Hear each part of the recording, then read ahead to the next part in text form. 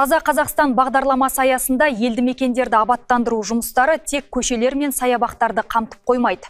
Бұл бастама аясында қоғамдық маңызы бар нысандардың да келбеті жаңартылады. Соның бірі Кенен ауылындағы зиратты қоршау жұмыстары. Толығырақ тілші тарқатады. Кенен ауылында ең үлкен зират қоршалды. Жоба маусым айында басталып, бүгінде құрылыс қарқынды жүргізіліп жатыр екен. Аталған жұмыс зират аумағын ретке келтіріп, оның тазалығын қамтамасыз етуге бағытталған. Аудан әкімінің тапсырмасына сәйкес, мына биыл 2026 жылы осы маусым айынан бастап ауылымызда мына үлкен зират, Қарақабақ зиратын қоршауға 8000 шаршы метрге 28 миллион ақша бөлінді. Қазір құрылыс жұмыстары жүргізілуде.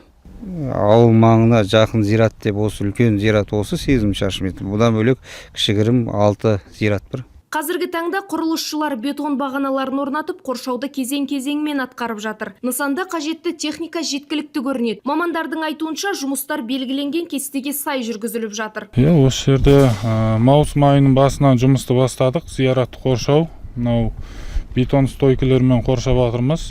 Жұмыс басталғалы 10 адам бастап істеп жатырмыз. Қазір жұмыс кішкене азайып қалды. Соған 4 адам жұмыс істеп жатырмыз. Мұндағылар жұмысты белгіленген мерзімде аяқтауды жоспарлап отыр. Өткенге құрмет, тіріге міндет дегенді бағдар еткен кенендіктер мұндай істің елді мекеннің көркін арттырып қана қоймай, кейінгі ұрпаққа үлгі болатынына сенеді. Айгерім Қожабайқызы, Еркебұлан Болатұлы, Қордай 24 Ньюс.